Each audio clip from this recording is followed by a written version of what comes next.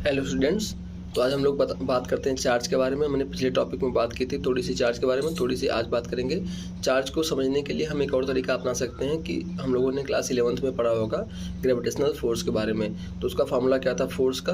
Force equal to हुआ करता था जी m1 m2 upon R square, जिसमें m1 और m2 दो ऑब्जेक्ट के मासेस हुआ करते थे और r उनके बीच की डिस्टेंस हुआ करती थी।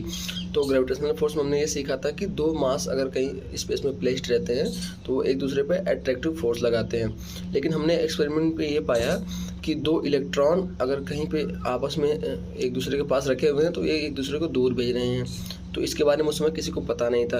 तो इसको पता करने के लिए साइंटिस्ट ने जब एक्सपेरिमेंट किया तो पता किया कि ये एक ऐसी प्रॉपर्टी के थ्रू हो रहा है जिसको हम चार्ज बोलते हैं। मतलब इनके मास की वजह से तो इनको अट्रैक्ट करना चाहिए था, लेकिन इनके चार्ज की वजह से एक दूसरे को ये रिपेल कर रहे हैं। तो इस तरीके से पता लगा कि चार्ज भी एक प्रॉपर्टी होती है मैटर की। तो अपने पास 3 एलिमेंट्री पार्टिकल्स हैं, इलेक्ट्रॉन, प्रोटॉन और न्यूट्रॉन, और सबका मास भी होता है, mass of electron, mass of proton and mass of neutron होता है। इनकी वजह से, मास की वजह से ये एक दूसरे को अट्रैक्ट करते हैं। ये तो हो गया, समझ लिया हमने ग्रेविटेशनल फोर्स के थ्रू। लेकिन तो ऐसी क्या वजह थी जिसकी वजह से एक इलेक्ट्रॉन दूसरे इलेक्ट्रॉन को रिपेल कर रहा था और एक इलेक्ट्रॉन दूसरे प्रोटॉन को अट्रैक्ट कर रहा था? ये था आपका इलेक्ट्रिकल फोर्स की वजह से। और ये आ क्यों रहा था? क्योंकि इसके अंदर थे चार्ज। तो इस वजह ऐसे बना था चार्ज का कंसेप्ट अपना। तो अब चार्ज आपने समझ लिया, तो चार्ज की थोड़ी प्रॉपर्टीज समझ लेते हैं। थोड़ी सी कल समझ ली थी। अगर अपोजिट चार्जेस रहेंगे, opposite charges attract each other, तो एक दूसरे को अट्रैक्ट करेंगे। और अगर सेम चार्जेस रहेंगे, सेम चार्जेस, तो वो एक दूसरे को रिपेल करेंगे, रिपेल ईच अदर। ये अपने को काम आएगा क्वेश्चंस लगाने में। चूँकि हम यहाँ पे फोर्स पढ़ रहे हैं और फोर्स एक वेक्टर क्वांटिटी होती है, तो इलेक्ट्रिक फोर्स भी एक वेक्टर क्वांटिटी होती है। तो इसमें डायरेक्शन का भी पता करना पड़ता है, और डायरेक्शन का पता करने के लिए अपने पास ये दोनों चीज़ें काम आएंगे। अपोजिट चार्ज अगर रहेगा तो अट्रैक्ट करेगा एक दूसरे को, और अगर सेम चार्जेस रहेंगे तो रिपेल करेंगे एक दूसरे को। तो इसी फोर्स को, जो इलेक्ट्रिक फोर्स है, एफ इलेक्ट्रिक, जिसे यहाँ पे मैं लिख देता हूँ, इसी को पता किया गया था, जो कि चार्ज की प्रॉपर्टी है, चार्ज की वजह से होता है, कूलम्स लॉ से। तो यहाँ पे आगे अगर हम कूलम्स लॉ पढ़ेंगे तो उसमें यही पता करते हैं कि इलेक्ट्रिक फोर्स होती क्या है। तो कूलम्स लॉ पढ़ने से पहले हम सीधे से पढ़ लेते हैं कि यूनिट ऑफ चार्ज क्या होती है। यूनिट ऑफ चार्ज जो आपकी होती है वो कूलम भी होती है, इन्हीं के नाम पे रखी गई थी। Unit of charge is coulomb. Coulomb क्या होता है कि charge flowing through a wire in 1 second if electric current in the wire is 1 ampere. अब जैसे हमने करंट पहले अभी आगे जाके पढ़ेंगे, उसकी यूनिट एम्पियर होती है। तो यही होता है कि कूलम ये होता है कि एक वायर से अगर तुम्हारा 1 सेकेंड में जितना चार्ज बह रहा है, अगर 1 एम्पियर करंट उसमें दौड़ा गया है, तो जो चार्ज आएगा उसी को कूलम बोलेंगे। तो आपका चार्ज हो गया। अब इसके बाद हम लोग अब देखते हैं कूलम्स लॉ होता क्या है। कूलम्स लॉ यहाँ पे देखेंगे हम लोग। कूलम्स लॉ सिंपली है, बताता है कि द फोर्स बताता है, फोर्स के बारे में बताता है। फोर्स किसके बारे में? और ये दो चार्ज यहाँ पे Q1 और Q2 रखे हुए हैं, और कोई हमसे पूछ रहा है कि Q2 पर Q1 कितना फोर्स लगा रहा है। मतलब the force exerted by one charge particle on another charge particle, उसको बताता है कूलम्स लॉ। तो इसको कूलम ने निकाल के बताया था, force equal to K Q1 Q2 upon R square. ये हो गया आपका कूलम्स लॉ का बेसिक फार्मूला हो गया। इसमें Q1 Q2 क्या हो गए? तो चार्जेस हो गए, और R हो गया इन दोनों के बीच की डिस्टेंस को R बोल देते हैं। ये आपका सिंपल सा कूलम्स लॉ हो गया।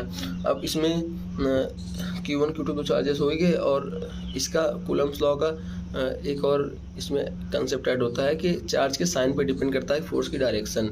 मतलब फोर्स की डायरेक्शन डिपेंड करेगी on sign of charge, on sign of charge.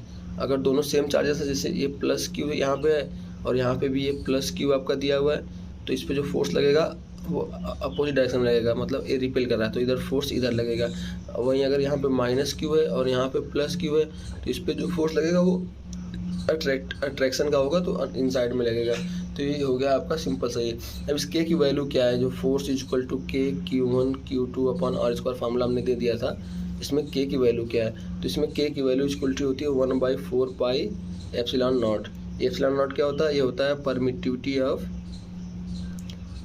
Free space, इसको बोलते हैं परमिटिविटी ऑफ फ्री स्पेस। अब इन दोनों की वैल्यू होती है 1/4 पाई एप्सिलॉन नॉट। इसकी पूरी की वैल्यू होती है 9 × 10⁹ न्यूटन मीटर स्क्वायर पर कूलम स्क्वायर। और सिर्फ एप्सिलॉन नॉट की वैल्यू होती है 8.85 इंटू 10⁻12 कूलम्ब स्क्वायर न्यूटन पर मीटर पर स्क्वायर। ये हो गई इन दोनों की वैल्यूज़। ये वैल्यूज़ इसलिए याद कर लेंगे हम लोग क्योंकि हमें ये आगे MCQs लगाने में काम आएगी, क्वेश्चन लगाने में काम आती है। तो हमने बेसिक प्रॉपर्टी ऑफ चार्ज पढ़ा ही था। एक अपना था एडिटिविटी था, वो हम जानते ही हैं। दूसरा हमारे पास था कि चार्ज कंजर्व रहता है, वो भी हम जानते हैं। तीसरा था कि चार्ज क्वांटाइज्ड रहता है, मतलब कि हमेशा ई के यूनिट में, डिस्क्रीट यूनिट में ही ऐड होगा या फिर सब्ट्रैक्ट होगा या फिर ट्रांसफ़र होगा, ये हमने पढ़ लिया था।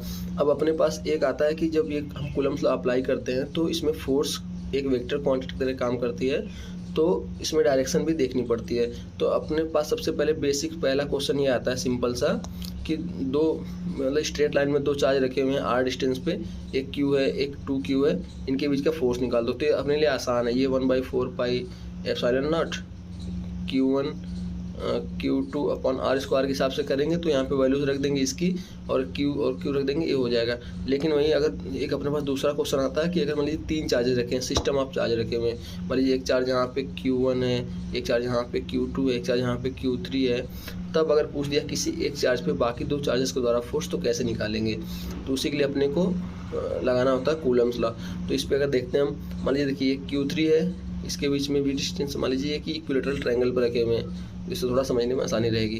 तो मान लीजिए तीनों के बीच में डिस्टेंस r है, और इस Q2 पे हम फोर्स निकाल रहे हैं। तो Q2 पे कौन कौन फोर्स लगा रहा है, Q2 पे फोर्स लगा रहा है Q3 और Q1। Q3 और सबके साइन अगर पॉजिटिव हैं तो डायरेक्शन कैसे पता करेंगे, same charges repel each other. तो Q2 पे जो Q3 फोर्स लगाएगा वो अपोजिट डायरेक्शन में लगाएगा, और जो Q1 फोर्स लगाएगा Q2 को वो भी डायरेक्शन अपोजिट लगाएगा।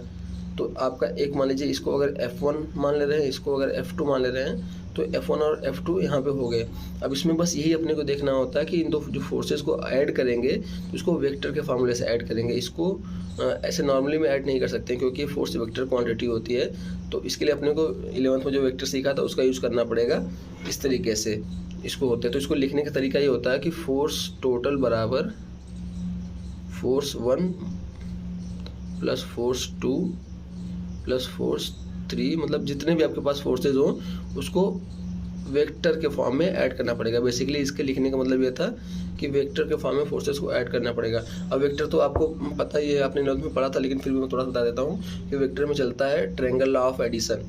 जैसे मान लीजिए सपोज कि ये वेक्टर आपका ए है और ये आपका वेक्टर इधर बी जा रहा है, तो इन दोनों को ऐड करने के, vector A plus vector B को ऐड करने का तरीका क्या होता है, इसका तरीका होता है कि वेक्टर ए को यहाँ ड्रॉ किया जाए और वेक्टर ए के जहाँ सिर खत्म हो रहा है वहीं से वेक्टर बी की पूंछ को शुरू किया जाए, तो ये हो गया आपका वेक्टर बी हो गया ये। अब जो वेक्टर ए का सिर पूंछ थी वो वेक्टर बी के सिर पे मिलाया जाए, ये इसी को बोलते हैं vector A plus vector B. ये होता है आपको इसको ऐड करने का एक और सिंपल तरीका होता है कि इसका फार्मूला अगर लिखते हैं मैग्नीट्यूड का, तो vector A plus vector B equal to लिखते हैं √a² plus b² plus 2ab cos theta. इसमें थीटा क्या होता है, थीटा होता है ये वाला आपका एंगल, ये एंगल आपका थीटा हो जाता है। तो ये होगा आपका सिंपल सा, मैंने वेक्टर भी बता दिया आपको ताकि वेक्टर लॉ एडिशन से ऐड करने में आपको कोई दिक्कत ना हो। और बाकी और क्वेश्चंस हम लोग करेंगे अगले टॉपिक में, तब तक के लिए इतना पढ़ के रिवाइज करिएगा और कूलम्ब्स लॉ को, फार्मूले को देख लीजिएगा। और वेक्टर से ऐड होता है तो थोड़ा सा आप लोग वेक्टर भी देख लीजिएगा। Thank you.